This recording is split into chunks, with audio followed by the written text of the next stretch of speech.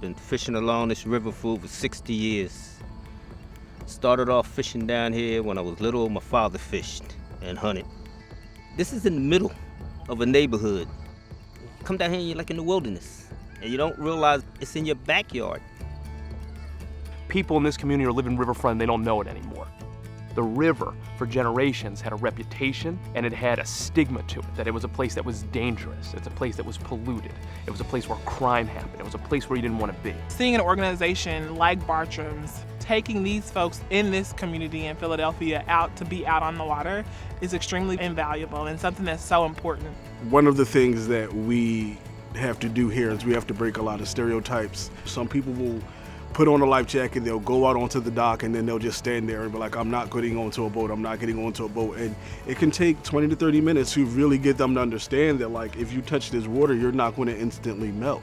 We want to make sure that people from all walks of life are working to protect clean water. Bartram's is a place where everybody can come. You can be a fisherman, you can be a community member, you can be a kid who just wants to get out and learn more about the water. When I was a child, you couldn't fish in this river. This river was polluted. If you came along, all you smelt was oil and sewage.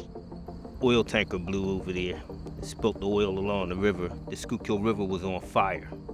Now when you look at the river, you'd never believe it was the same river. 43 species of fish in here that would have never been in this river. You'll find anglers down here almost 24 hours a day. I think that access to the river and access to the natural lands that surround the river are really vital, just in the sense of giving people some space and some room to breathe. When I'm stressed, when I need to get away, when I need to think, when I need peace and quiet, this is my place of tranquility to get away from everybody. I feel like what we really introduce people to is something that is so incredibly stress relieving that's the biggest draw for them to come back. Every Saturday they can go out and they can just kind of blow off steam. During our free Saturday program, you can come out, minors, adults, everyone is welcome out here. We give you a life jacket, a paddle, and a boat, and we allow you to just explore on your own the Schuylkill River. I see people boating on this river and enjoying themselves. You know, that would have been an impossible thought in the 1960s. You'd have been boating on an oil slick. You'd have been boating on a river where there were surface fires that burned for days. I think if you just take that context of the last 50 and 60 years, then like, tell me what isn't possible for this river. But people have to experience that before they can believe it. If you look at the Schuylkill River, you'll see that there are refineries up and down this river. And if it wasn't for the Clean Water Act, those refineries would be able to pollute into that water endlessly. Making sure that people understand what's happening in their water is something that all communities need to focus on. We need stronger clean water protections and not weaker ones, because we don't want to go back to water catching on fire.